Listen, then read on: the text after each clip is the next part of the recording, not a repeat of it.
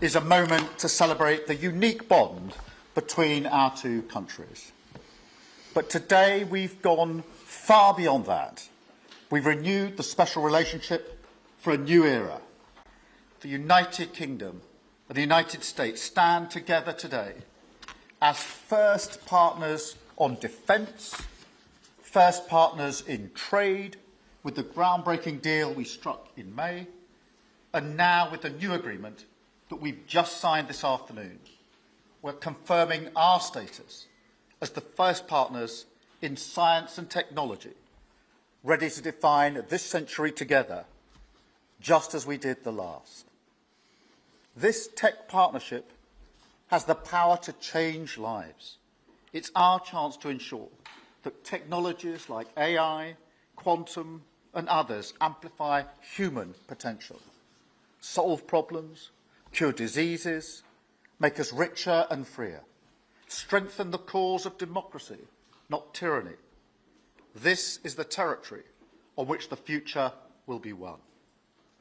So this partnership today is a signal of our determination to win this race together and to ensure it brings real benefits in jobs, in growth, in lower bills, to put more hard-earned cash in people's pockets at the end of each month. That's what we're determined to deliver. And we're bringing businesses with us. We've just come from a fantastic meeting with business leaders where we set out this vision. They have responded with new deals and investment, breaking every record that we have. £250 billion flowing both ways across the Atlantic. That is a record. Expected to create 15,000 jobs here in the United Kingdom. High-skilled jobs in cutting-edge sectors where people can build careers for the long term, changing lives in communities up and down our country. And look, while we shape this bond for a new era, the fundamentals have not changed. Security remains the cornerstone of this special relationship. We have the deepest, most advanced defence relationship in the world. Our warriors train together and they fight together. Our industries build together, everything from fast jets to the new AUKUS-class submarines. So now, as we drive up defence spending, we're going to sweep away the barriers to working together on new defence technologies so we can stay ahead of our adversaries.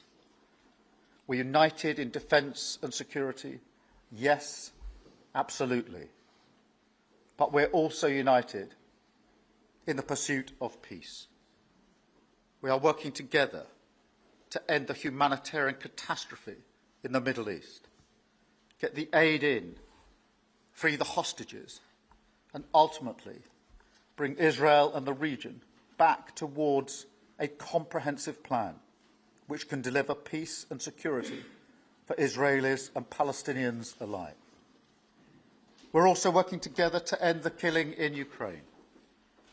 In recent days, Putin has shown his true face, mounting the biggest attacks since the invasion began, with yet more bloodshed, yet more innocents killed, and unprecedented violations of NATO airspace. These are not the actions of someone who wants peace.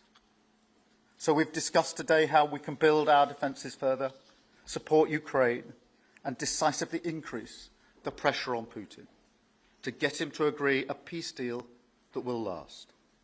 And President Trump, you have led the way here, and we will continue to stand and work together for security and for peace.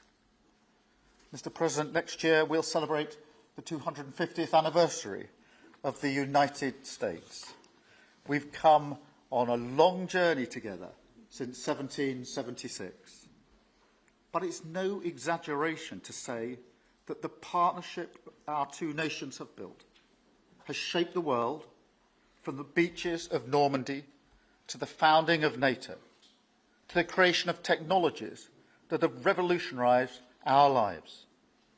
Time and time again, it is British and American men and women side by side, changing the path of history and turning it towards our values, towards freedom, democracy, and the rule of law. In Britain, we take huge pride in that. And let's be clear, this relationship is not just about history, it's about the future. It's about the benefits it delivers now and for decades to come, to make our people safer and better off. We've shown today that we're delivering those benefits, improving people's lives. So we will go into that anniversary year more optimistic than ever and more confident than ever about our two great nations and what they can achieve side by side. Thank you. And it is now my pleasure to give the floor to Mr. President. Thank you. Thank you very much, very much. Prime Minister Starmer, Melania and I are tremendously thankful for the wonderful hospitality that you and Lady Starmer have extended today at Chequers. Quite the place, I must say, quite the place. And we're grateful beyond words for the spectacular honor of the state visit yesterday at Windsor Castle, hosted by His Majesty King Charles III and Her Majesty Queen Camilla. These are two fantastic people. We will never forget it. As I said last night, the bond between our countries is like no other anywhere in the world. The United States and the United Kingdom have done more good on this planet than any two nations in human history. That is thanks in large part to the traditions of British liberty, which grew up on these isles, these beautiful, magnificent isles, and were carried by our ancestors to the New World. We're forever joined, and we are forever friends, and we will always be friends. This enduring connection is why I was thrilled that the United Kingdom was the very first country with which we made a historic trade deal, and a very good trade deal. He's a tough negotiator. I think it was a better deal for you than us, but these are minor details. It's a very good deal for both of us. He's a great negotiator who will extend our unparalleled security alliance into the realm of economic security for the first time, and I look forward to finalizing it very soon. We'll have it done very quickly. We have also just signed a historic technology prosperity deal, one of a kind, to ensure our countries lead the next great technological revolution side by side. In fact, we just left the business leaders, the biggest in the world. Some are in this room right now. And that was quite a meeting we had on business and trade and technology. This trip has galvanized $350 billion in deals across many sectors, and we're committed to ensuring that the UK has a secure and reliable supply of the best AI hardware and software on Earth. And we supply that, and we'll make sure we supply it in quantity to the UK. We also are joining forces on quantum computing and nuclear power, a natural partnership for close allies. The United States, as you probably have heard, is doing better than it has ever done in terms of business and investment. The stock market has hit a new high, as you know, and that's for many, many days out of our fairly short 8 months. And we seem to be hitting new highs, and I think we're going to do much better even as time goes by. Jobs are at a record, and most importantly, we have more than $17 trillion, $17 trillion, and this is during an 8-month period being invested in the country, which is not only a record, but if you compare $17 trillion to the last year of the Biden administration, they did $250 billion. They didn't do $1 trillion for the 4-year period. We did $17 trillion of investment coming in. A lot of it's because of tariffs, and a lot of it's for a lot of other reasons, but there's never been anything like it. It's an economic superstar. That's what's become. It was mismanaged and badly handled for a long period of time, but it's not badly handled anymore. So that's a record, and remember, that's up until 8 months. We have another few months to go, and that number is going to get significantly higher, especially if we win a certain case that we're waiting to hear. That will be something like the world has never seen. I want to congratulate the United Kingdom on making the vital commitment to spend 5% of GDP on defense at the NATO summit this year. We've worked together very closely in so many ways. I'm very honored to tell you that we've solved 7 wars, wars that were unsolvable, wars that couldn't be negotiated or done. The U.S. has done 7 of them. The one that I thought would be easiest would be because of my relationship with President Putin, but he's let me down. He's really let me down. It was going to be Russia and Ukraine, but we'll see how that turns out. But that turned out to be, I thought it might be among the easiest of the group, but we had settled just about every conflict, and as you know, we're working very hard on Israel and Gaza. All that's happening over there. Complex, but it's going to get done. It'll all get done right. And likewise, Russia and Ukraine will get done. But you never know in war. You know, war is a different thing. Things happen that are very opposite of what you thought. You thought you were going to have an easy time or a hard time, and it turns out to be the reverse. As we saw in the unforgettable parade yesterday at Windsor Castle, what a place it is. The British Armed Forces carry on one of the finest military traditions in the world, one of the greatest marching bands, one of the most magnificent sights I've seen. I know that our service members look forward, and we do look so forward, to working even more closely with yours as you push toward that 5% goal. And I think, Mr. Prime Minister, you're just about there. You're going to be there very quickly, along with a lot of other great countries. I want to thank NATO and our wonderful head of NATO, who's really worked very hard, Mark, for the job they've done. As you know, NATO was at 2% GDP, and they didn't pay it. Now they're at 5%, then they pay it. And we appreciate that. And we're sending a lot of weapons to NATO. NATO is paying for those weapons in full. But we're sending them, and we're doing a great job at getting them what they need. And we appreciate the fact that they're taking care of it, because the United States is into that war for $350 billion. And just really very sad. It just got out of control. They didn't know what they were doing. But over the generations, British and American warriors have shed their blood side by side in defense of liberty and freedom. And that's why it's so imperative that the United States and the United Kingdom stand together for these fundamental rights and values of the English-speaking world. And we've always stood together, and we will continue to. Just last week, a great American, Charlie Kirk, was heinously assassinated for speaking his mind. He was a great young man, incredible future. Some people said he might be president someday. I told him, I said, Charlie, I think you have a good shot someday at being president. And he just wanted to take care of youth. He loved youth. I've never seen anybody relate to youth like Charlie, and they related to him, and they're devastated. But I appreciate the many British citizens who have offered their condolences. And again, Charlie was a great person. We'll be going out to a service on Sunday. I'll be leaving with some of the people in this room just to celebrate Charlie and all that he's done. So incredible. Never seen anything like it. But I hope that together our nations can lead a movement to defend the glorious traditions of freedom on both sides of the Atlantic. There could be no greater tribute to the immortal bonds of affection and loyalty that unite the British and the American people for all of time.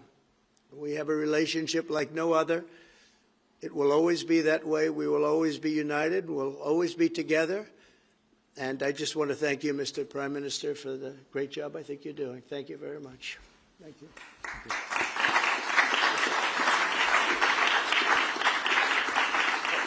Thank you very much, Mr. President. We're going to take some questions. I'll call 2 or 3 to start with, and then I'll pass over to the President. I've got Chris Mason from the BBC first. Chris.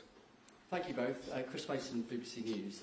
Mr. President, the UK is expected to recognise a Palestinian state in the coming days as the killing in Gaza continues. It often seems that you're the only person that Israel will listen to. What more can you say to them to tell them to stop? And why is the UK's position on a Palestinian state, in your view, wrong? And Prime Minister, what will the recognition of a Palestinian state actually achieve? Is it not just gesture politics to appease people in your own party? Thank you both. Well, Chris, let me just start with that, because we discussed this amongst other things. We had the best part of an hour, I think, upstairs earlier today, just one-to-one, going through a number of affairs, world affairs, in private. And we absolutely agree on the need for peace and a roadmap, because the situation in Gaza is intolerable. The hostages have been held for a very, very long time, and they must be freed. And we need aid to get into Gaza at speed. And so it's within that context of a plan for peace, which we're working hard on, which not only did we discuss this morning, but our two teams have been working together on, that the question of recognition needs to be seen. And so it's part of that overall package which hopefully takes us from the appalling situation we're in now to the outcome of a safe and secure Israel, which we do not have, and a viable Palestinian state. Thank you. Well, simply, I want the hostages released now, right now, not 1, 2, we'll give you 3 more tomorrow, and, you know, like it's been, but we're the ones that got all the hostages released. We got many, many came to the Oval Office, and I've heard stories like I've never thought even possible. There was no humanity, no anything. I said to them, I said, was there any warmth shown during this stay? Like they offered you a little extra meal, they gave you a little smile, and they said, don't worry, you'll be okay. And every one of them said, not even a little bit. Amazing, you know, to think that during this stay, long stay in some cases. We had a man the other day, 451 days he was there. I always ask that question. And was there any warmth shown? Just a little word of, you know, encouragement. And the answer is every time, absolutely not. I'm shocked to hear it, because in the worst cases, there's always somebody that comes through. We have to remember October 7th, one of the worst, most violent days in the history of the world, not just there, the history of the world. And I got to see the tapes, and I wish I didn't see them, actually, but I got to see them. And I want an end. I want the hostages released, and I think it's going to be okay. But it has been a brutal period of time. But this has been going on for a long time. This is not something that's over the last year, 2 years, but this has been for decades and decades. But we want it to end. We have to have the hostages back immediately. That's what the people of Israel want. They want them back. And we want the fighting to stop, and it's going to stop. But a lot of bad things. You know, Hamas said that they're going to put the hostages up as bait. They're going to put the hostages in front of any attack. And that's pretty brutal. We haven't heard that one in a long time. So we have to remember that. So I have a disagreement with the Prime Minister on that score. Okay? One of our few disagreements, actually. Great. Can I take Jack from The Sun? Jack. Thank you both. Jack Elson from The Sun. Mr. President, in the 9 months you've been in office, you've been incredibly successful in all but eliminating crossings on your southern border. Yeah. Meanwhile, illegal migration is at record levels in Britain. The Prime Minister is trying to tackle that. What advice would you give to the man standing next to you on trying to stop illegal migration in Britain?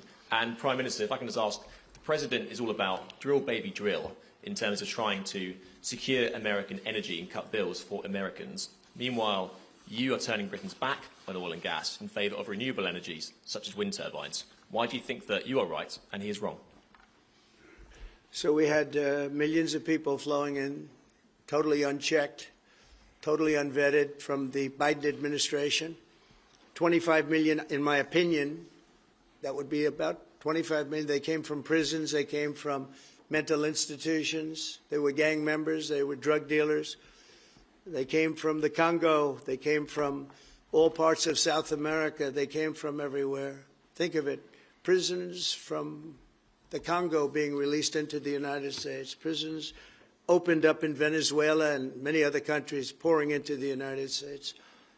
And I couldn't believe it. One of the reasons I decided to run. I decided to run because I don't want to be controversial. But you see what's happened, and you see all the information that's come out. We won in 2020 big, And I said, let's run, we got to run, because I saw what was happening. And the worst thing that I saw was all of these people. You know, we've already solved inflation. We've solved prices. Oil is way down. Energy is way down in the United States. But what I saw happening with millions of people pouring into our country, I couldn't stand to watch it. And we've done a great job. Nobody, if you've seen the last, I appreciate your question, by the way, nobody, absolutely zero, and I'm not even sure that's possible, but it's a very liberal group that come out with those statistics. The last 3 months, we had zero. From millions of people a year ago, we had zero people enter our country illegally. And we do have people coming in legally through a legal process and testing and lots of other things. I think it's very important, and we speak about it. And I think your situation is very similar. You know, you have people coming in, and I told the Prime Minister I would stop it, and it doesn't matter if you call out the military, it doesn't matter what means you use, but it's going to destroys countries from within. And we're actually now removing a lot of the people that came into our country. It's a very hard chore. We were given a very, very bad hand. Millions of people came in from prisons and mental institutions. We have to remove them. And we are removing them. We have no choice, and I feel very strongly about it. Thank you very much. Jack, let me just deal with the question of returns, because this is obviously an issue we're taking incredibly seriously. We've struck a number of deals both on cooperation with other countries, because this is a problem right across Europe, to tackle the problem of actually breaking up the gangs that are running this trade. We have had a record number of returns, over 35,000 now, since we came into office. That's the highest number for the best part of 10 years. We struck the returns arrangement with France, and notwithstanding the challenges to that scheme, which you've seen in the last few days, a flight went off at 6:15 this morning, successfully returning someone under that scheme. So that is an important step forward. Obviously, there's no silver bullet here. There's a range of things that need to be done. But given the challenges of returning people, it is important that we're able to prove it can be done. It was done. It was done early this morning. So I can confirm that that flight went. It went successfully. And I'm pleased about that. Now we need to ramp that up at scale, which was always envisaged under the scheme. But it's very important that we have been able to prove that the proof of concept, if you like, that this can be done, and will continue in that way. On the question of energy, firstly, let me be really clear that I am absolutely determined to ensure that the price and cost of energy comes down, so that bills come down both for individuals, for families, with their household bills, but also for business, because this is so important. The mix will include oil and gas for many years to come from the North Sea. We've been clear about that for some time, but we also need to mix that with renewables, and it's the mix that's really important. And the approach I've taken on this is the same approach that I take to many other things, a pragmatic approach. Thank you, Jack. I would like to say that we inherited the worst inflation in the history of our country. We had inflation, the likes of which we've really never seen. They say 48 years, and I'll accept that, but I really don't. We had the worst inflation in the history of our country. And we had an expression that I used a lot, drill, baby, drill. And as you know, we brought fuel way down, the prices way down. And we don't do wind because wind is a disaster. It's a very expensive joke, frankly. And we got our energy prices way down. That brought the inflation way down. And now we have very little inflation. And we have a very, very strong economy. So that was very important. Drill, baby, drill. And you have a great asset here. We spoke about it. It's called the North Sea. The North Sea oil is phenomenal. And I hope, because I love this country, you know, my mother was born in Scotland. And the Hebrides, Stornoway, that's serious Scotland. We were talking about it. And I want this country to do well. And you have great assets that you're going to start using, I believe, under this Prime Minister. Thank you. And I've got Matthew from The Economist. Matthew. Thank you, Prime Minister. Mr. President, you say that President Putin has let you down. Have negotiations run out of road, and what are your next steps to compel an end to this war? Well, he has let me down. I mean, he's killing many people, and he's losing more people than he's killing. Yeah. I mean, frankly, the Russian soldiers are being killed at a higher rate than the Ukrainian soldiers. But Yeah, he said, let me down. I don't like to see. It's death. You know, it doesn't affect the United States. We have, other than unless you end up in a world war over this thing, you could. This was a thing that would have never happened had I been president. If I were president, it would have never happened. And it didn't happen for 4 years. Most people agree it didn't happen, nor was it close to happening. And I spoke to President Putin about Ukraine. It was the apple of his eye. I've said that many times. It was. But he would have never done what he did, except that he didn't respect the leadership of the United States. They just went through the Afghanistan total disaster for no reason whatsoever. We're going to leave Afghanistan, but we're going to leave it with strength and dignity. And we're going to keep Bagram, the big air base, one of the biggest air bases in the world. We gave it to them for nothing.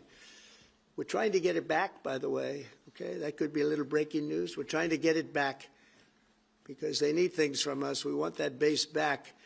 But one of the reasons we want the base is, as you know, it's an hour away from where China makes its nuclear weapons. So a lot of things are happening, but I am very disappointed in the fact that that one's not settled. To think that we settled Azerbaijan and Albania, as an example, it was going on for years. It was never going to be settled. If you remember, the prime minister and the presidents, they were there for many years. They said, when they were in my office, we settled. And they started off at both sides of the Oval Office, so far away. I didn't know you could be so far away. And as we were together for an hour, they kept getting closer, closer. And by the time we finished, we all hugged each other. And one said, I've been in this position for 22 years, and all I've done is kill their people. The other was there for 7 years, and all he did was kill their people. And we got it settled. And we did others, as you know. The Congo, we settled the Congo with Rwanda. That was going on, and that was a machete war. That was a gruesome war. Many people, close to 10 million people killed. We got that. So my biggest disappointment, but it's, you know, look, we did 7, and most of them were not thought to be settleable. We did India and we did Pakistan. That's 2 nuclear. That was purely for trade. You want to trade with us, you're going to have to get along. And they were going at it hot and heavy. But the Russia situation, I hope we're going to have some good news for you coming up. But again, it doesn't affect the United States. And look, it doesn't so much affect you. Of course, you are a lot closer to the scene than we are. We have a whole ocean separating us. But I will say this, it's millions of people have died in that war, millions of souls. And they're not American. They're soldiers, mostly soldiers, as you know. The soldiers are being killed at levels that nobody's seen since the Second World War. But they're being killed, and I feel I have an obligation to get it settled for that reason. Thank you. And just to add on that question, because we have to put extra pressure on Putin. And it's only when the President has put pressure on Putin that he's actually shown any inclination to move. So we have to ramp that pressure up. I think it's important to have this conversation in the context of what's happened in recent weeks.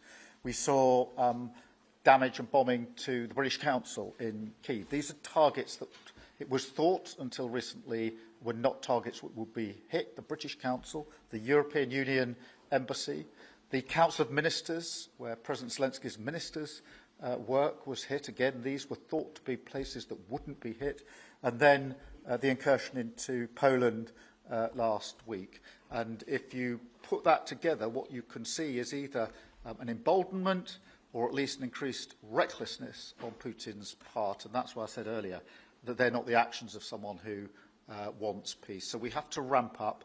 And we discussed earlier today, we have built the coalition of the willing with British leadership and French leadership, stepping up with military planning in the seas, in the sky, on the ground, and ramping up what we do with the Ukrainians themselves. And of course, that, taken with an American guarantee, is now an example, I think, of the challenge of Europe stepping up to the plate, which it has done in the last few months, to show, through what we and the French have done, that we're prepared to take the lead in this and take the necessary measures. But that's a war that could have been a third world war, and I don't think we're going to be there now. But that was heading to a third world war, and what a shame it is. What a shame it is. Mr. President, do you want to call some of the I would love to call a outlets? few of them. Bev, do you want to have a question? I've got to come back to you. Bev Turner, GB News. Thank you. Having been in DC for a few weeks, it's really interesting to see how you run the country as a proud Christian leader. And it really begs the question to the Prime Minister, if you don't mind, are we still a Christian country? But also... when you say we, are you talking here or... Here. The Here? UK. I'm still British. I might I'd live in rather America. have him I'm still answer British. that question. But also... I can't give you that answer. That's for the Prime Minister. But also, despite what we talked about in Scotland a few weeks ago, we still have 12,000 people a year here being arrested for social media posts, for free speech violations. Does that not remain an important area that there is still a lot of disagreement on? I'd like to have you answer that. Yeah, look, I mean, in terms of a Christian country, I was christened, so that is, my church has been all my life, and we are, that is wired into our informal constitution. Of course, we celebrate many other faiths as well, and I'm really proud that we're able to do so as a country. And on free speech, that has long lived in this country, free speech. It's one of the founding values of the United Kingdom, and we protect it jealously and fiercely, and always will, and we will bear down on any limits on free speech. I draw a limit between free speech and the speech of those that want to peddle paedophilia and suicide social media to children, and therefore I'm all for free speech. I'm also for protecting children from things that will harm them, paedophiles, those that peddle suicide, which had a terrible consequence for individual, particularly teenagers. And so that's the balance we strike. But we have had freedom of speech in this country for a very long time, and we will always protect it. Thank you. Thank you very much. Brian, please. Thank you. Prime Minister, it's good to see you again. You have a beautiful country. Thanks for having us. Thank you for being Two here. questions. One, just recently, President Trump labeled Antifa domestic terrorists. Would you consider doing something like that in your country? Well, we obviously will take decisions for ourselves. I don't want to comment on the decisions of the President, but we take our decisions ourselves. And my question to you, President Trump, is there any update on the auto pen? Yeah, it's just gotten worse from their standpoint. The people that used it, and one in particular, one person, was never told by Biden to do it. Only spoke to Biden twice, and that was just talking about the weather, not talking about any order. And he was taking orders from people other than Joe Biden. Joe Biden wasn't giving those orders. You know, Joe Biden didn't believe in open borders. He didn't. I've known him for a long time. He was never the brightest bulb in the ceiling, as we know. You can go back 40 years ago and you'll see that. Go back and take a look at the hearings on Justice Thomas, and you'll see that very much. But he didn't believe in open borders and all of this nonsense that they're peddling now, which is why they're not in office any longer. It's a shame. The auto pen was illegal. It was illegally used. He never gave the orders. He never told them what to do. And I guess the only one he signed, or one of the few he signed, was the pardon for his son. But you had the congressman who, when they got the information, they found out they were guilty, and they deleted and destroyed all information, everything. You couldn't get any of it. They found out that Nancy Pelosi actually was offered the 10,000 soldiers, and she turned them down. They found out many things that were very bad. So they deleted and destroyed all information. You talk about freedom of the press and freedom of speech. How about that one? And there's not a thing. This is after a year and a half of hearings. They destroyed everything. And somebody's got to be held responsible. So Biden, what he did is they knew, I don't think he knew, but somebody knew. I don't think Biden had a clue about anything, if you want to know the truth. But they gave a pardon to those congresspeople.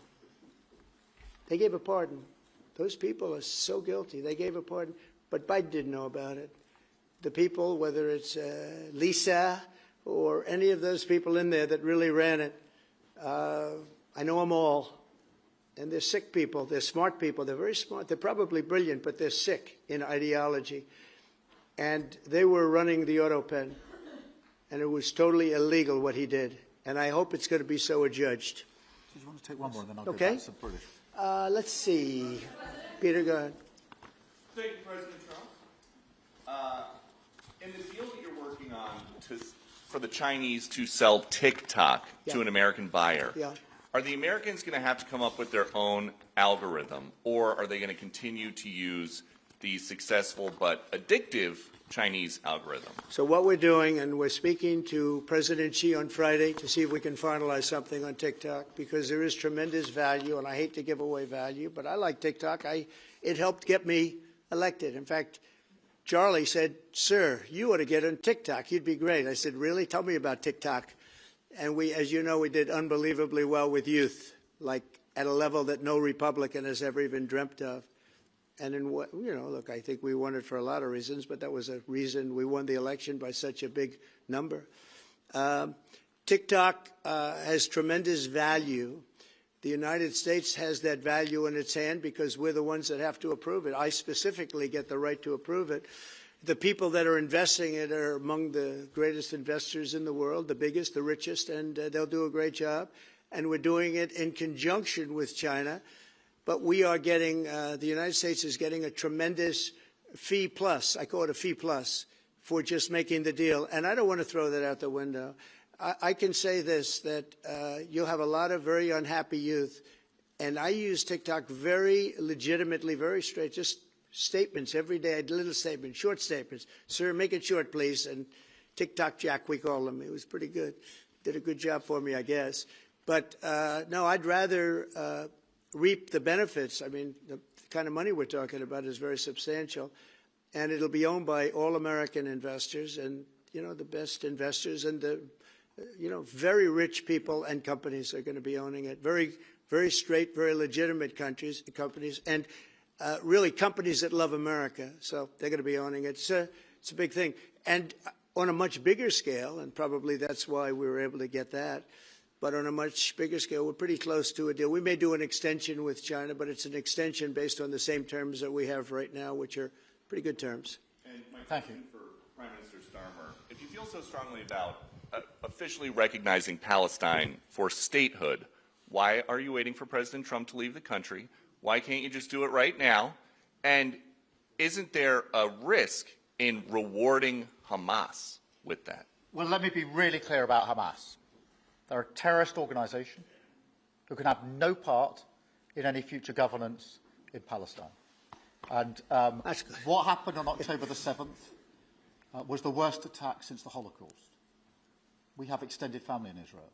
I understand firsthand the psychological impact that had across Israel. So I know exactly where I stand in relation to Hamas. Hamas, of course, don't want a two-state solution. They don't want peace. They don't want a ceasefire. So I'm very clear where I stand on Hamas. Okay. On the question of recognition, I made my position clear at the end of July as to the timing, which has got nothing to do with this state visit, and I've discussed it with the President, as you would expect amongst two leaders who respect each other and like each other and want to bring about a better solution in the best way that we can. Thank you so much. Can I go back then to Robert at ITV? Robert Person, ITV. Mr. President, you uniquely, you alone in the whole world, have the power to persuade Prime Minister Netanyahu to stop the demolition of Gaza City, to stop the starvation of Palestine, and to stop the killing of civilians. If not now, when will you exercise that power and tell him to stop? Sure. And then for both of you... But you do understand about October 7th. You do understand. So believe me, I understand. One of the worst days in the history of humanity. What happened, I have seen the tapes. Babies that are 4 months old and just chopped up to pieces. And you've seen the tapes and I've seen the tapes. You're a professional and so am I. And people forget about October 7th. I can't forget about it. So I want it to end, but I want the hostages back. I don't want the hostages used as human shields, which is what Hamas is threatening to do. But as soon as they're back, that's the moment you will tell Netanyahu Well, to stop. it would certainly help, but I have to have the hostages back. And I don't want them back piecemeal, as I said before. I want them back. And on a separate issue, free speech, your Vice President Vance said that free speech is under attack in the UK. Do you agree with him? And Prime Minister, we saw the dismissal of a very well-known chat show host in America last night, Mr. Kimmel. Is free speech more under attack in Britain or America? Well, Jimmy Kimmel was fired because he had bad ratings more than anything else, and he said a horrible thing about a great gentleman known as Charlie Kirk. And Jimmy Kimmel is not a talented person. He had very bad ratings, and they should have fired him a long time ago. So, you know, you can call that free speech or not. He was fired for lack of talent. Yeah, please, go ahead. Yeah, I mean, firstly, on the question of Charlie Kirk, can I just express how shocking that is, I think, to everybody who believes in free speech and in democracy. It sent shockwaves through the world, and I know that he was a friend of the President, and I reached out straight away to the President because I understood how impactful it would be on him and his family. And we all need to be absolutely clear about that. Whatever our political views, it is shocking and is to be condemned. On free speech, not much to add to the answer I gave earlier. This country's had free speech for a very, very long time. It is part of who we are as a country, and it is the values that we fought for. We fought for it during the Second World War alongside each other. So we need no reminding of the importance of free speech in this country. Thank you, Robert. And I go to Beth for the final question, please. Beth. Thank you so much. Sky. Thank you, Beth Rigby, Sky News. Thank you, Prime Minister. If I could start with you. Prime Minister, President Trump has said he's ready to impose major sanctions on Russia if NATO countries stop purchasing Russian oil. He's got a point, hasn't he? Is that what you now believe is needed to bring Putin properly to the table? And what's your message to the President on US sanctions? And, Mr. President, if I may, the King praised your personal commitment last night to finding solutions to the world's most intractable conflicts. You have invested much of your time and effort in Ukraine. But even as you seek to broker a deal, President Putin is escalating the war. He's firing drones into NATO airspace. You say he has let you down. Was it a mistake to invite him to Alaska? Do you regret it? No. And is it time to squeeze him, sir, and scare him and impose sanctions? And finally, if I may, the elephant in the room, Lord Mandelson, he is no longer the ambassador. Do you have some sympathy with him that he lost his job over historic links to Jeffrey Epstein? Thank you very much, sir. I don't know him, actually. I had heard that, and I think maybe the Prime Minister would be better speaking of that. That was a choice that he made, and I don't know. What is your answer to that? Well, I mean, it's very straightforward. Some information came to light last week which wasn't available when he was appointed, and I made a decision about it, and that's very clear. On the question of the pressure on Putin and on Russia, which is obviously really important, look, I think it is a challenge to Europe. There are a number of European countries which are too reliant on energy from Russia. The UK actually obviously has almost got nothing at all, but we do need to bear down and work with our European counterparts here. There are one or two countries, I think, that do need to look again at the question of energy. There's no one silver bullet here.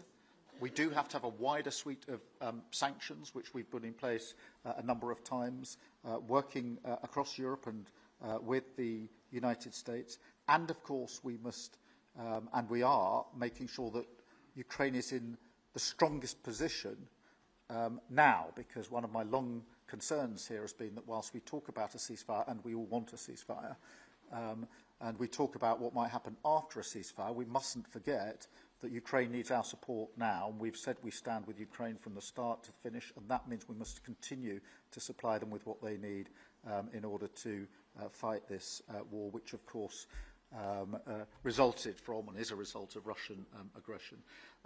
We have particularly done the sort of leadership role in the coalition of the willing, so that if there is a ceasefire and if there is a deal, and I do hope there is, that is then lasting and not then broken, because given previous history, I don't trust Putin. Thank you. Very simply, if the price of oil comes down, Putin's going to drop out. He's going to have no choice. He's going to drop out of that war. And when I found out that the European nations were buying oil from Russia, and as you know, I'm very close to India. I'm very close to the Prime Minister of India. I spoke to him the other day, wished him a happy birthday. We have a very good relationship. He put out a beautiful statement, too. We have, but I said, you know, I sanctioned them.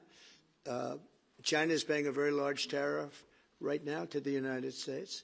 But I'm willing to do other things, but not when the people that I'm fighting for are buying oil from Russia. If the oil price comes down, very simply, Russia will settle. And the oil price is way down. You know, we got it way down. We're drilling and we produce more oil than anybody else in the world. We're doing a lot. But I was disappointed to see that. And the Prime Minister was disappointed to see that. And it wasn't him. It was other countries. And you can't do that. You can't do that. You can't. That's not playing fair with the United States. And we can't have that. Thank you. Thank you very much indeed. Thank you. Thank you. Thank you. Thank you. Right. Thank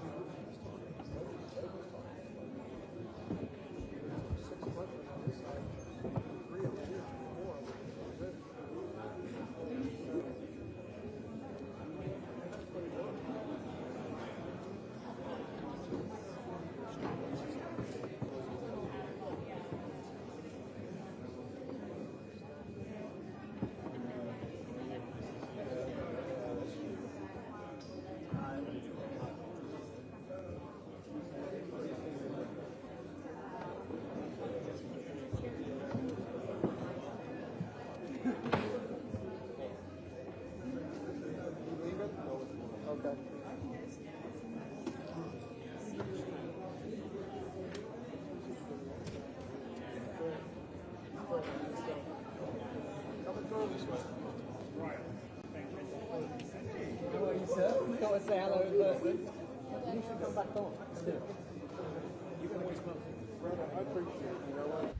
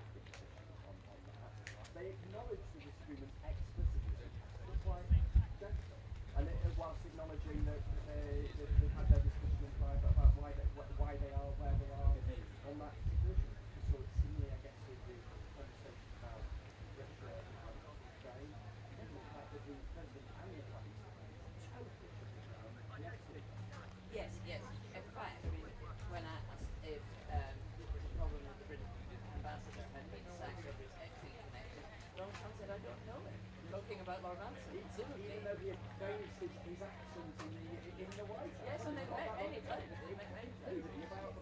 Yeah, yeah. No, I thought if that, though, is what the Prime Minister wants out of this visit, the right to respectfully disagree with the President, but not to change his mind, was it worth it? Well, that's the thing, isn't it? Well, I think Danish's calculation would be in the end that they got through that meeting. So, if you like, the positive feeling, and that they have a sufficiently good relationship with the President that he will hear them out in private specific to the British position that might be at odds with the American. But the question about the extent to which the UK, and perhaps other European allies in similar positions on some topics, can persuade the President, it seems to me is the more open question. I didn't get the impression that Keir Starmer had changed the President's mind on anything at all, except perhaps a few amusements of that. Which he was probably fairly well sort of disposed to.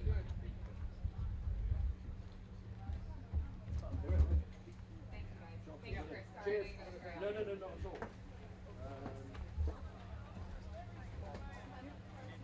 Right, I'll charge. See you guys later. Thanks so much. Is it?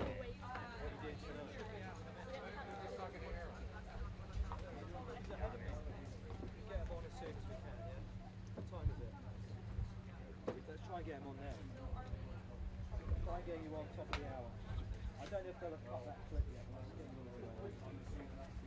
They have the answer to your question, but they don't have. No, he didn't have a question. Bev's question. Who's best? No, not Bev's question. I asked them to cut the son's Small best. That was the best question. That's fine. The answer. That's what they've only got the answer, not the actual. Yeah, no, I don't What's want the the question. topic? It's small boats. Yes. Is it Christian? Now, It is. They're going to interact with this interview, pause the ceremony video, and come straight to you. I'll be in the I asked them to cut something. She's still being punished with the morning screen.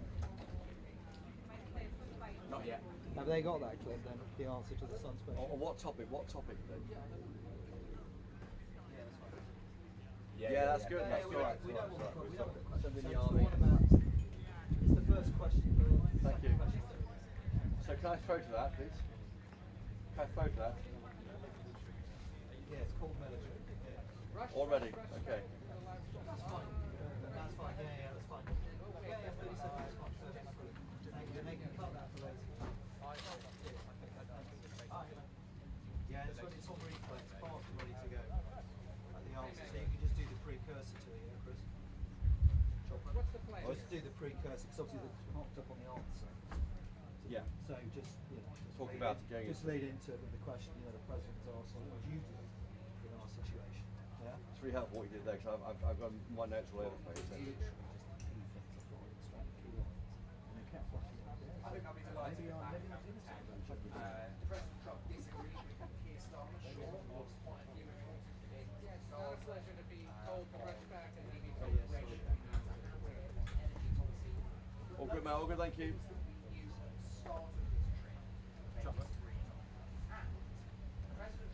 I can hear next to you. Yeah, thank you. Tiny step back together. Tiny step. That's it, sir. And then there were the unexploded witnesses. There was nothing really quite contrary on this vaccine and like madness. In fact, Donald Trump faces brutal madness and nothing at all on Nigel Farage. So I think chalking this one up makes sense. Oh no, it's fine. I'm going to sit here and recommend it quickly. Yeah. When they see me, point the camera down when they see me, so they know I'm here. Because you couldn't have hoped that to go anywhere. Donald Trump was in one of those kind of reflective, I don't want to say no energy, but sort of not quite in one of those sort of full-on moods that can be. It's been a long visit, and that has taken its toll to some degree. And as Henry was saying, there were opportunities for fireworks there. Late stage in terms of freedom of speech a couple of times. That wasn't taken in terms of attacking the UK. When it came to recognition of Israel, all he said was, we disagree. It's one of the few things we disagree. And then he stopped and he said nothing more. So you look at things like that, and you look at some of the other issues around, particularly around. I'm going to say I wasn't called. I wasn't chosen for question number 10. I'm going to say that. So I'm sitting in the front row with my hand in it.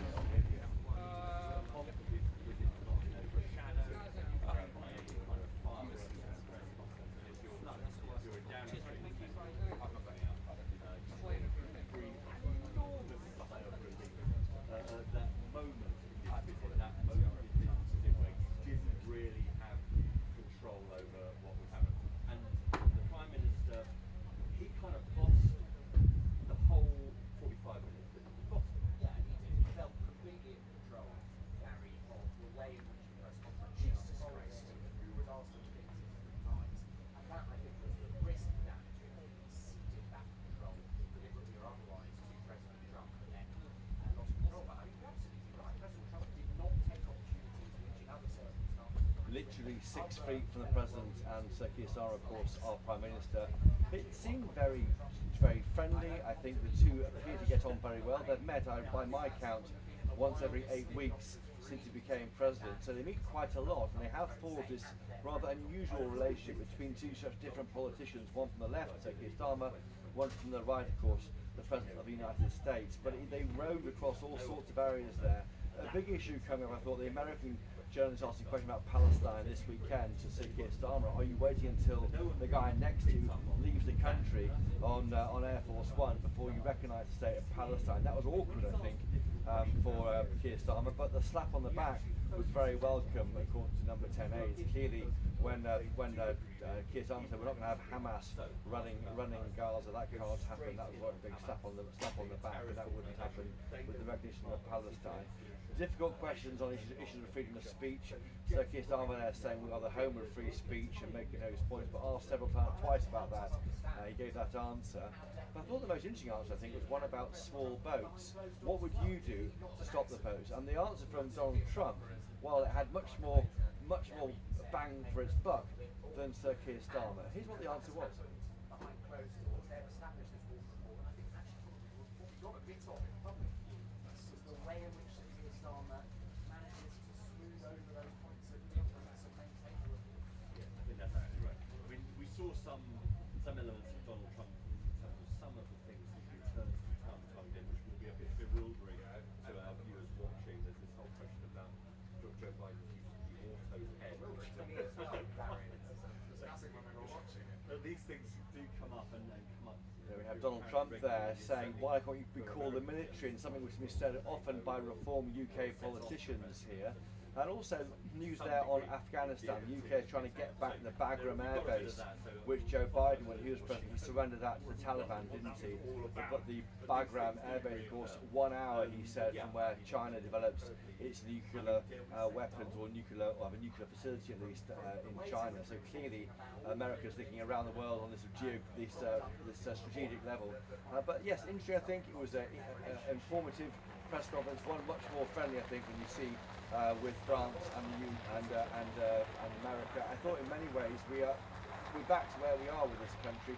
Are we going to choose to be the US's best friend or towards the European Union? Again, it was somewhere in the middle.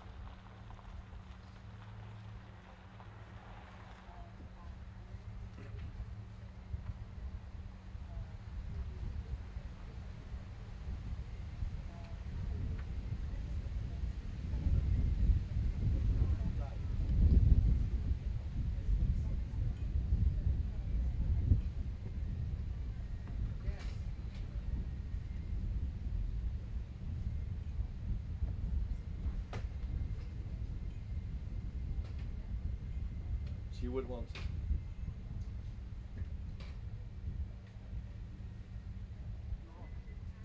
I think that's right. I think you heard that in his tone, didn't you? He was, I wouldn't say overwhelmed, but he was clearly subdued by what had happened. Elated perhaps, but also subdued. Exactly right. He did say there, drill baby drill, wind is a disaster, a very expensive joke. He said you have these huge assets in the North Sea, and he sort of implied though that the PM would start exploiting those assets. We haven't seen any sign of that, and of course Ed Miliband, the Climate Change Secretary, would be a lot against that. But yeah, there are divisions here. I think one of the few real divisions was over Palestine and that's likely to be recognised by the UK government this weekend or early next week before the UN General Assembly meet. But yes, it was a friendly conversation between two close allies. I had my hand in the air, Martin, with your best question. Sadly, I wasn't selected by number 10 Downing Street to ask a question today, but I'll keep my hand in the air all the time for GB News viewers.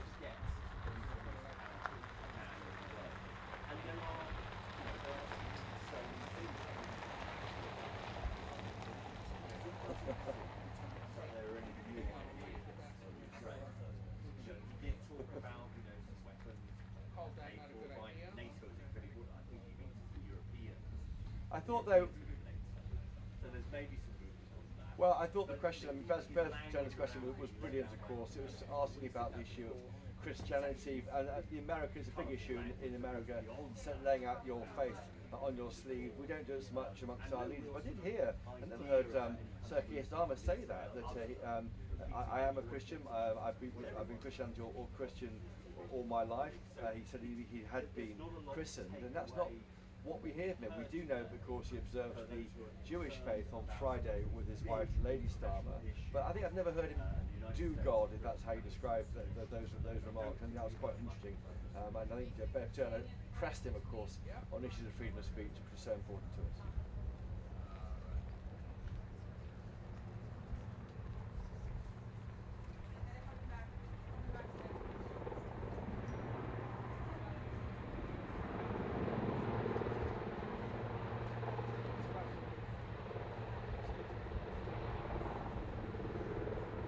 Great. Submarine 1 or 2 is arriving. Yeah, they're playing the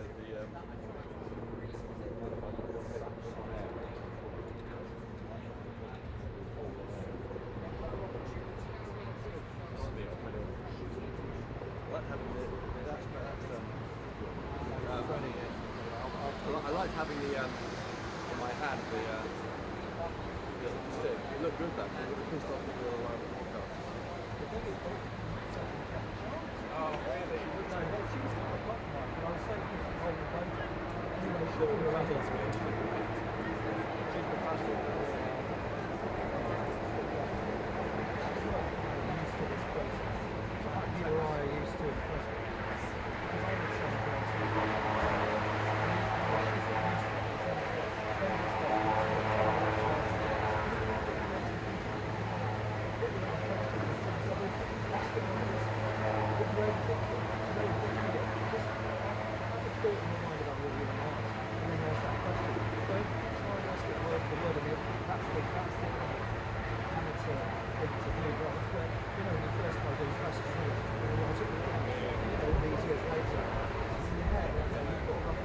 I read out 5 questions to ask.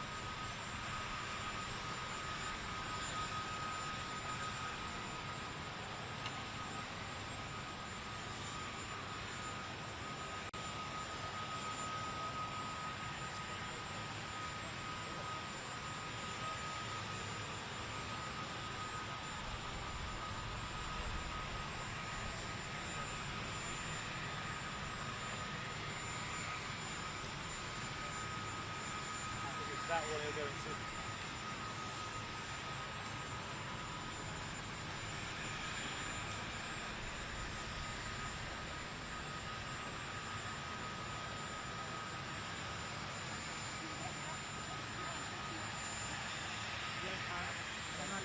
I think what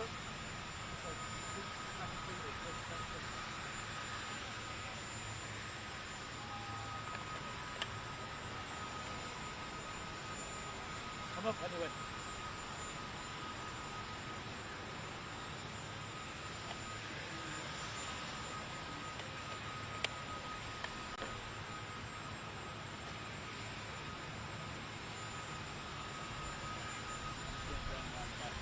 Yeah, he does.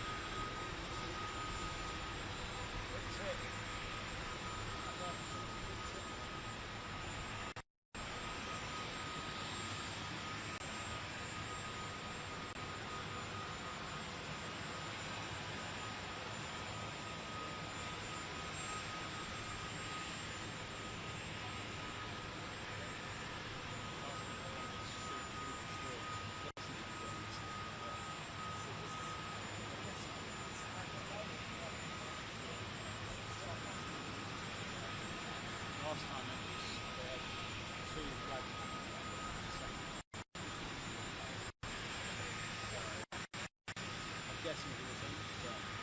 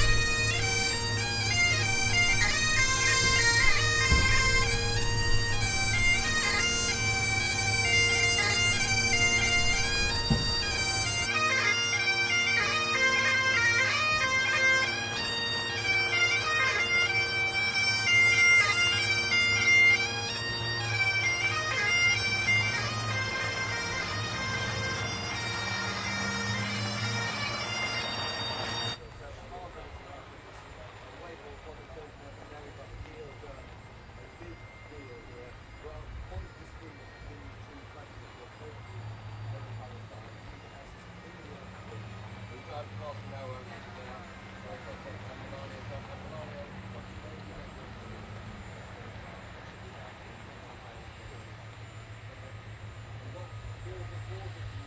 would like one. Do you think it's probably not going to change to October? Yes, October 16th, 17th, 18th to Penn State and Iowa, or Ohio and it's on Big Ten cable.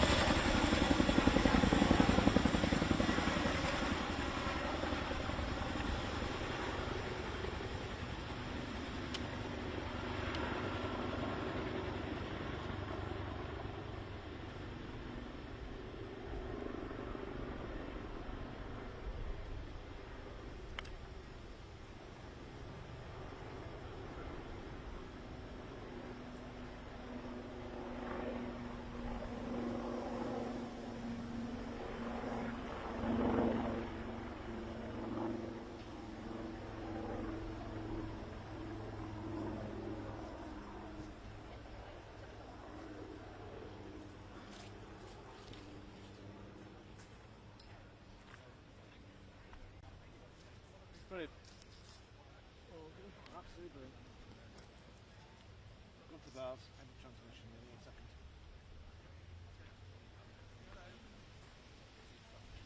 Got a gallery clear, just waiting for the tech to be cleared, but I think I've got it.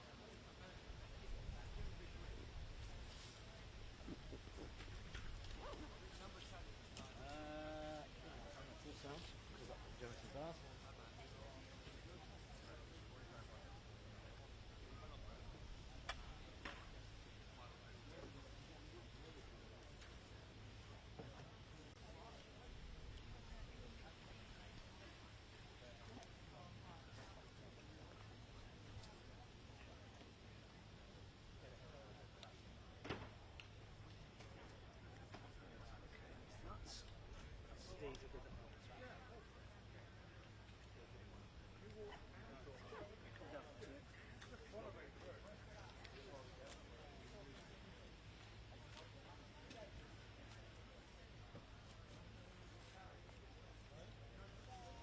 Clear, clear, clear, clear. Wonderful.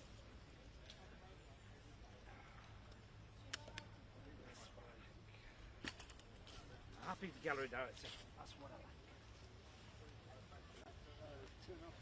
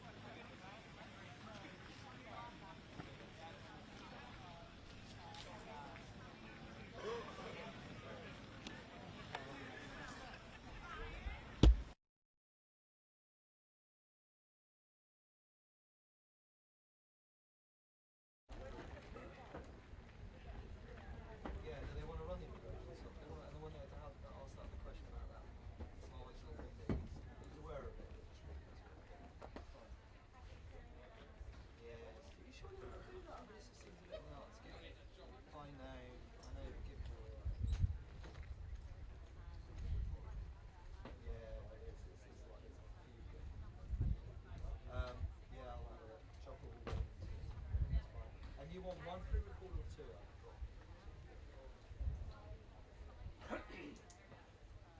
Do they want one for the other chairs? Do they want one? 1, 2, 3, 4, 5, 5, 4, 3. All right. All right. Hello. Yes, you can.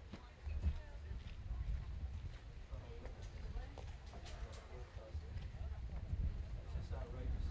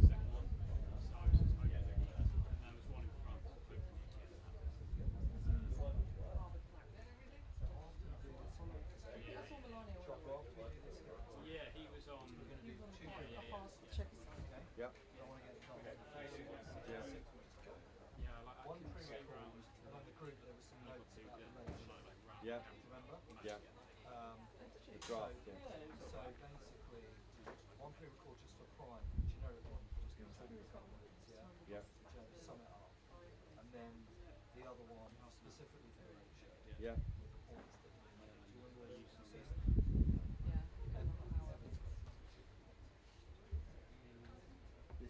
What is the late show? Is not starting on Monday next week. Yeah, but they're piloting and sometimes they still use on social media. If they say they want more,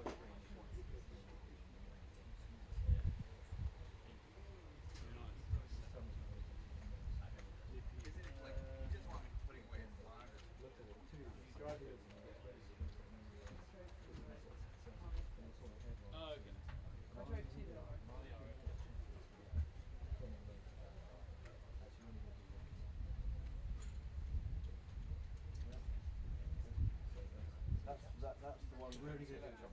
We're just going to do this. Yeah. It's not showing what the point is. One has one. What's the late show one? But is that the late show? So one has like got two. One has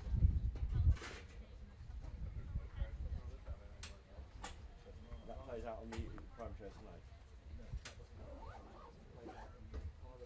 Yeah. Can you call that to me? It's really only those crisps. I'm a bit hangry.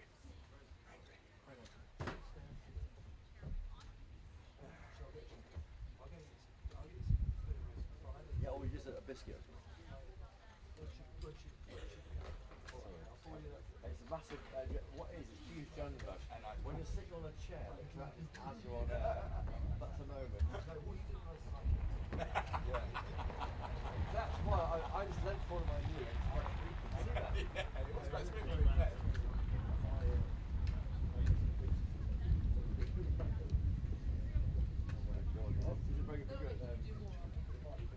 I was rocking on it, that's what happened.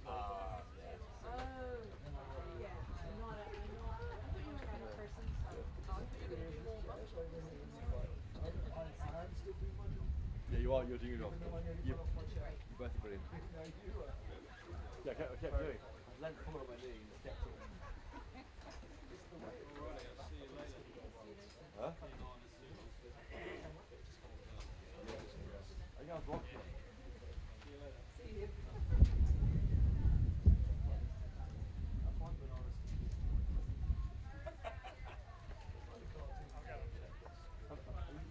Video here,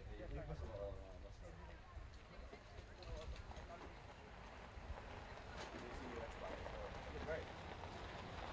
Very good. Yeah.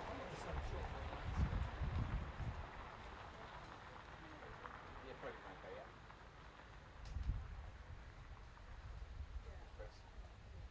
Chris? Yeah, program, yeah. This video you are.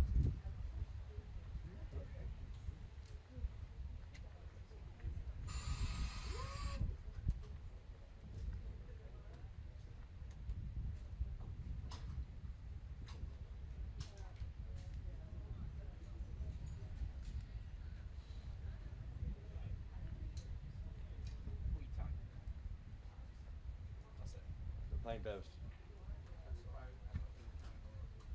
I think you're still talking into that song. I think you're still talking into the immigration socks.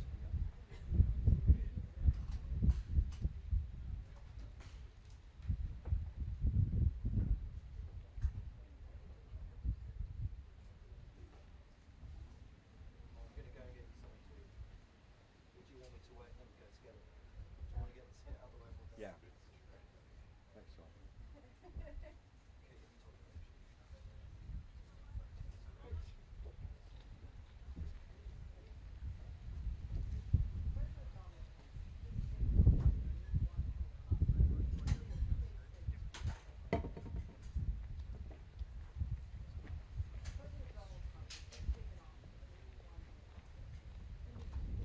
It didn't matter that I wasn't called because Bev was in there.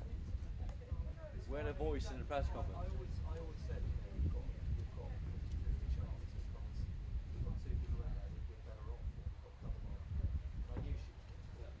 But it's not about that, it's about the principle. hate that. I hate that. Just play like little punishment. That's what I hate. It really pisses me off. Grow up. You know, I say talk about a famous speech. You were right. There we go. Quality can't stand it.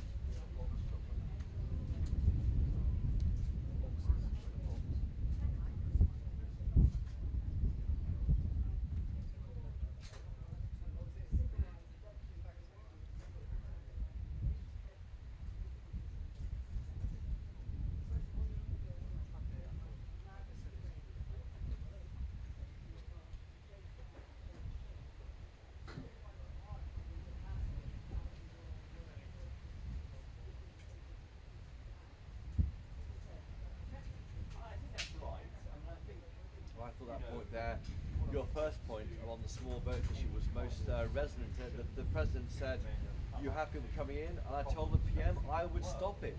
Donald Trump told Sir Keir Starmer, and it doesn't matter if you call out the military, it doesn't matter what means you use, because it destroys countries from within.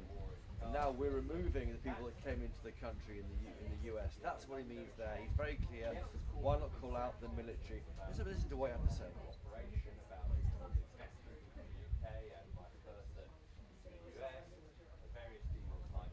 Much of that, of course, is promised over some period of time, tens of billions. I went too soon to that. Sorry. Apologies, I thought that. I thought you wanted that. Sorry, Daryl. I'll pick up. Yes. I thought of that, yeah. It's fine. Daryl wasn't there. I won't. Not even for you. So that's it. A lesson now on controlling the small boats crisis on the very day that one person, I think of Indian origin, was sent back to France, and that was billed, of course, by Sir Keir Starmer as his scheme working. Also on the issue of wind farms, yet again, we know he hates them. Donald Trump, not a big fan. Wind is a very expensive joke, he said. We have a very good asset, he says, in the UK. It's called the North Sea, didn't he? He made very clear the North Sea oil is phenomenal.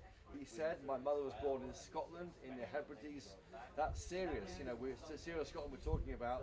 I want this country to do well. He loves this country. That's very clear from what you were saying, Dan. In fact, the entire visit, he looked in parts deeply moved. Martin, you saw him, of course, in Windsor yesterday when he met the King and the Queen. You have great assets, he said. You've got to start using, I believe, under this Prime Minister. Drill, baby, drill, he told our Prime Minister. Also, Vladimir Putin over Ukraine has really let me down. I think it looks like we're seeing Donald Trump come back to where the UK has been for many months now. He's killing many people, and he's losing more people than he's killing. I mean, frankly, Russian soldiers are being killed at a higher rate than the Ukrainian soldiers, and that is the concern, the clear concern. And that question from Bev Turner on faith, we heard a response. Sir Keir Starmer saying, I'm a Christian, I was christened, although he does of course observe the Jewish faith on Fridays. Interesting to hear him talk about his faith, which we haven't heard before from this Prime Minister. Overall though, this visit, away from the pomp and circumstance, Martin, is about trade, is about jobs in this country. £250 billion worth of trade deals agreed. We've always been friends. Donald Trump said he called Sir Keir Starmer a tough negotiator who got a better deal than he would have got. That was denied by Keir Starmer. But we're seeing an economic security deal signed soon, as well as this £250 billion tech deal. Clearly the special relationship is moving out of defence and security and into trade and jobs. And again it goes back to where is our role in the world. Are we going towards the European Union or the US? It feels now, today, in Chequers, like it's the US. One-term president, there wasn't really a change in America. Well, he won a second term this time around, and that doesn't fix his place in history. It fixes him as a hugely significant figure in 21st century US and world politics. This kind of thing, and this kind of treatment of foreign men is what affirms that for him. It makes it absolutely concrete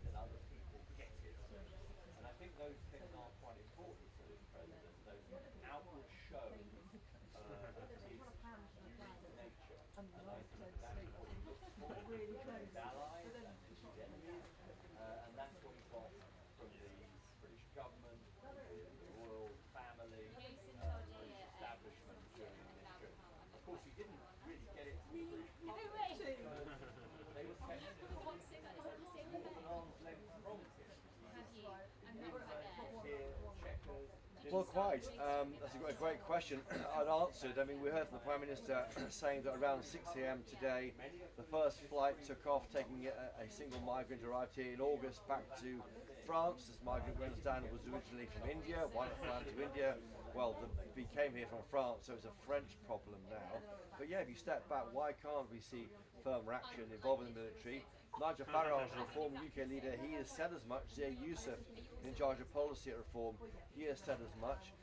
America is not tied into the European Convention on Human Rights, the right, Article 8, the right to a family life. That is one of the reasons why we have our efforts to take migrants back to the continent and frustrated. He hasn't got that problem in America. He's willing to use the military in ways we wouldn't. He's enforcing a land border, we've got a sea border, that's harder to enforce. But yeah, lessons here, I think, for the Prime Minister, from the President. Note that guy there, Donald Trump, he loves this country, he's proud of his roots to Scotland through his mother, he loves coming here, he's an Anglophile President. That's a great thing for this country and helps us with getting those deals done, like an investment on AI, on quantum that we heard earlier from Donald Trump. But definitely a lesson there in maybe just throwing off the shackles, Keir Starmer, and stop those boats, because in my view, if he can't stop those boats, that'll be the single reason why he might lose the next general election.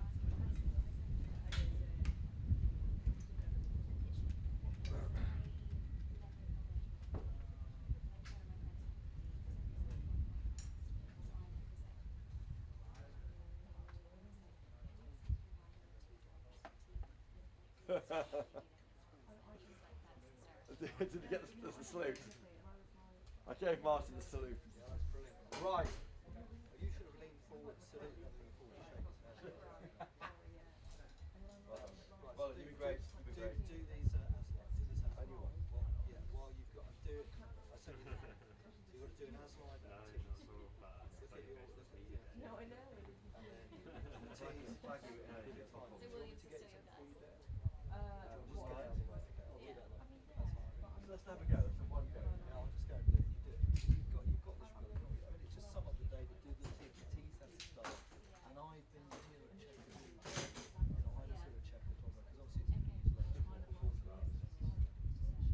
Oh, that's me.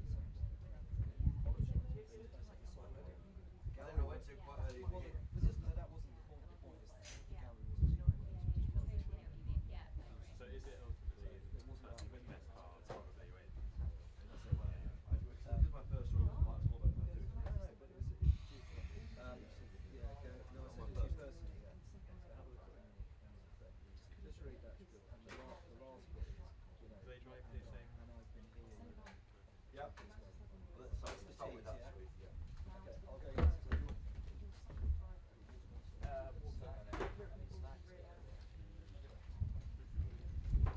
I'll take my earpiece out. Yeah, let's just flick it off your back. Well, it's funny when I wiped out. What, on the jet? Yeah. Yeah, it's so funny. Because I was on air. Yeah. So what I did, I just leant forward and just kept talking. Yeah, you saved it well. You saved it well. Me and Tom was crying. Oh, God. Roll in whenever you're ready.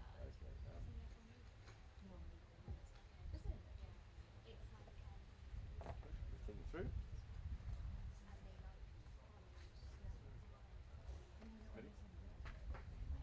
And I'm here in Chequers, the UK Prime Minister's country home, where the end of this two-day visit has been spelled out by Donald Trump and Sir Keir Starmer. Oh, I'll start this. It's a tease, not a hit. Yeah. And I'm here in Chequers, Prime Minister Sir Keir Starmer. And I'm here in Chequers, Prime Minister Sir Keir Starmer's country home, where the US and UK have agreed a £250 billion tech deal. But the fun happened in the press conference, where Donald Trump had some lessons on how to tackle both the issue of the oil and I know what I'm trying to say. I'm just a bit. Sorry, Joe. Cut that. Cut that. End that. Delete that, please. Yeah, I mean, you can take your mind back to February, beginning of this year, just a week. And I'm here in Chequers, the Prime Minister Sir Keir Starmer's country home, for the second day of the historic state visit. Deals worth £250 billion agreed, inward investment into the UK, and some lessons from Donald Trump on how to tackle that small boat crisis and how to drill baby drill in the North Sea. Stay tuned. That's good, I think. Yep. Now a tease, now a thing. So yeah, that's and I think doing it now. Yeah, sure, okay. You know, we've worked out how we can respect. We've also got concrete stuff from it as well. Britain has this low 10% tariff. It's higher than it used to be, but it's not as high as some countries around the world. They say that's the result of the relationship we've built between Keir Starmer and I got my head together. there are some concrete small boats. There's a log jam over steel and aluminium tariffs that are 25% on British exporters. We know that steel exporters are well down on what they used to be because that's a no deal has been got over the line on that they were very hopeful of. Much of the investment that you mentioned earlier still to be actually committed or we're committed, but it's still to be spent. When you're talking about $90 billion of private equity, well, let's see when it appears and what it goes into. So there are still lots and lots of questions, but I think they would say you'd rather be in Keir Starmer's position than some other of America's allies. Weighing is probably on the trade. And elsewhere in Europe as well, they all believe that they built something pretty strong on this basis of this special relationship. Donald Trump threw his word today. And finish.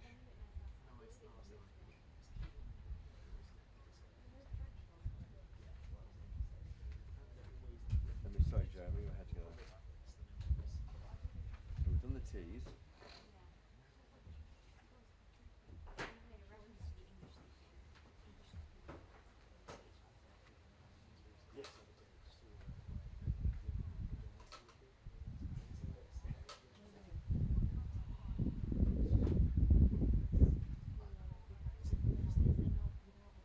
Yeah, there are occasionally Donald Trump, no more than occasionally, pretty regularly Donald Trump goes off on a kind of a little meander on some issues that are a little surprising.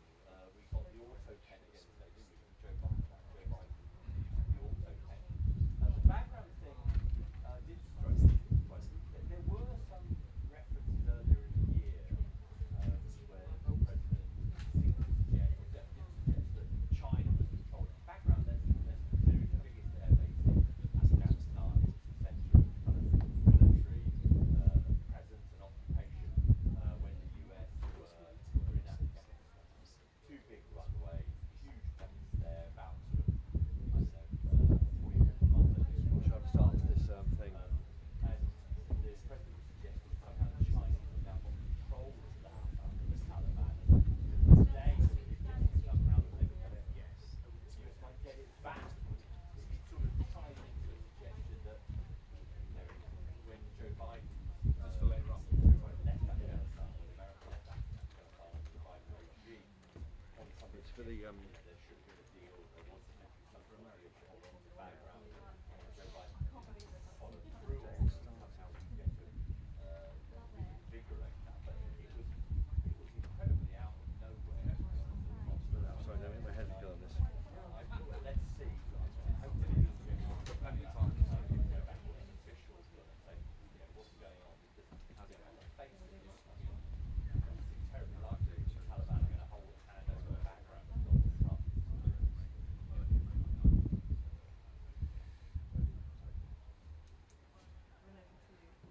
Let's have a go. How's it going, buddy? Still here for a while. Yep, ready? Okay.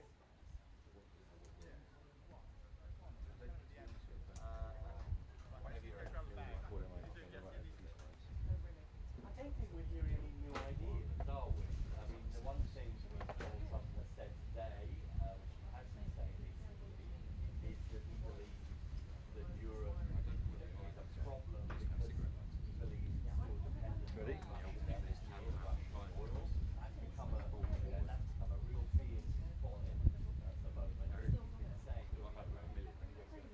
President Donald J. Trump is on his way back to the US after a historic two-day state visit to the UK.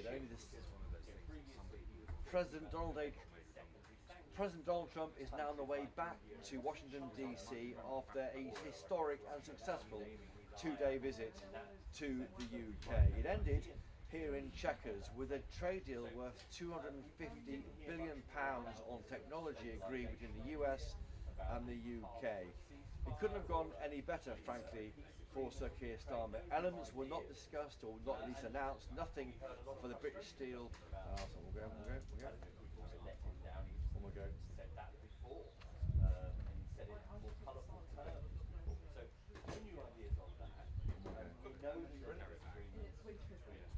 I've done the teas, I'm just struggling over the what's up?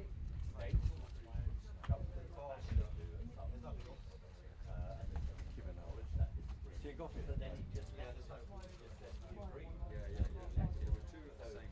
Mine, I'd have them too, what is this?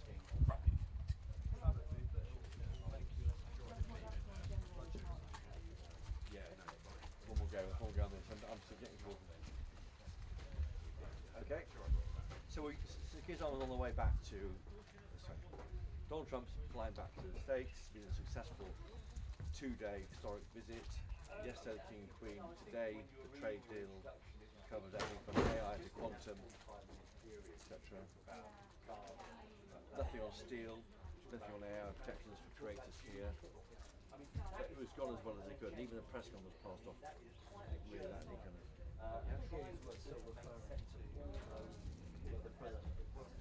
Yeah, exactly. On small boats. Exactly, yeah, well, I'm going to get onto that. And even to our own Bev Turner.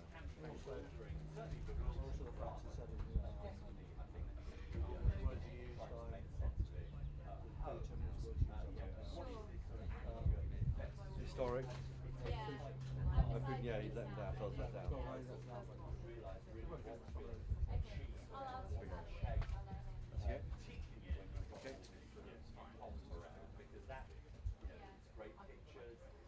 President Donald Trump is on his way back to Washington, D.C. after what will be seen as a successful two-day state visit to the UK.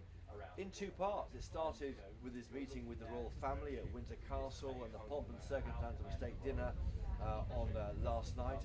And today, here in Chequers, the Prime Minister's country residence, getting down to the brass tacks of a trade deal on technology. £250 billion worth of investment across AI, nuclear, quantum. A big deal for America and a big deal for UK countries. But also there was a difficult issue of navigating a press conference for Sir Keir Starmer. We know how they can go on and range across all sorts of areas when they're hosted by Donald Trump.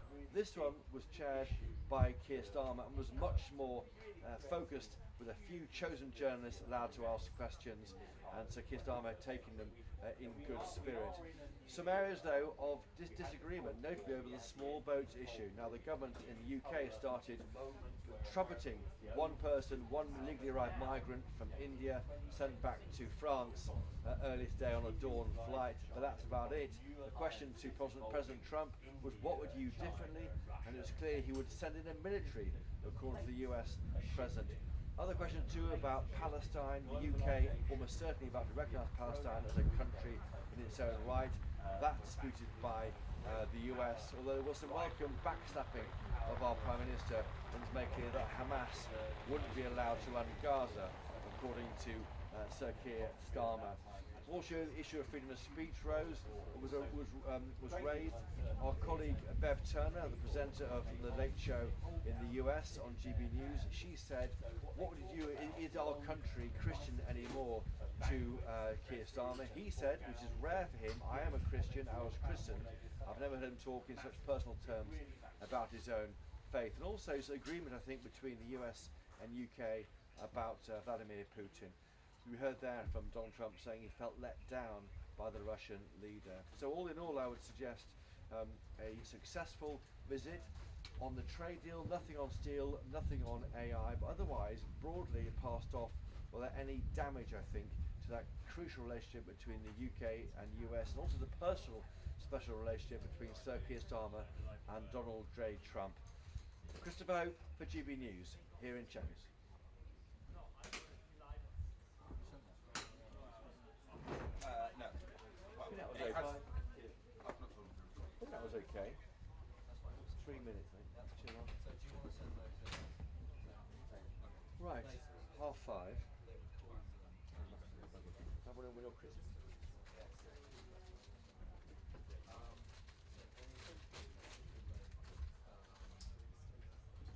Thanks, guys.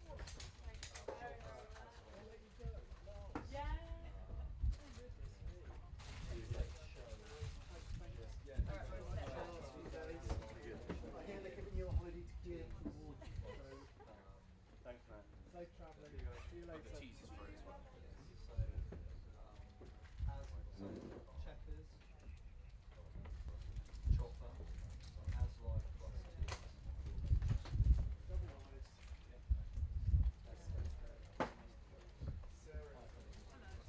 Hey, Tom. Oh. Yes. Good to meet you. God. I feel better now. I can't really. I've never seen you. Every time I saw Chris, he was like, oh, and I was like, not now. Please. Changing everything.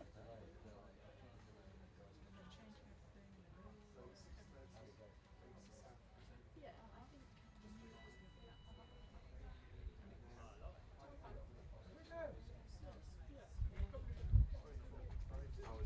That's pretty positive. Sure. That's his house. So yeah. I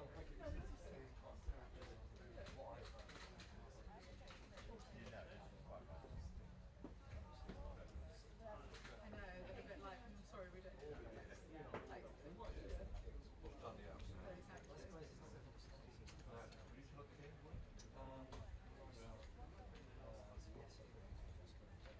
If I was sitting in the middle of this.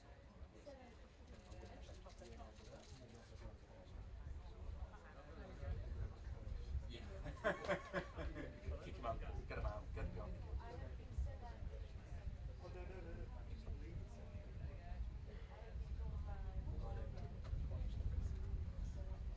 took some time to sit down and eat a sandwich. Yeah. We're closed now. We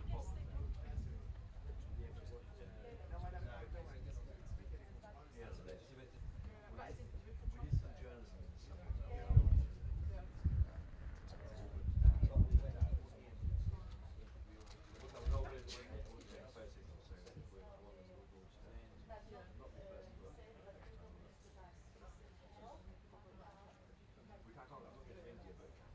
Yes. No, fine. I drop a knock. 3 days? 6th and 9th. Yeah. Well, exactly.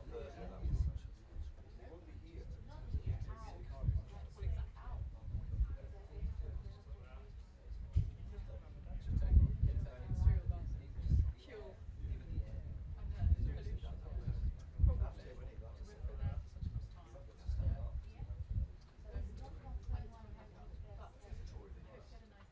You've done really well.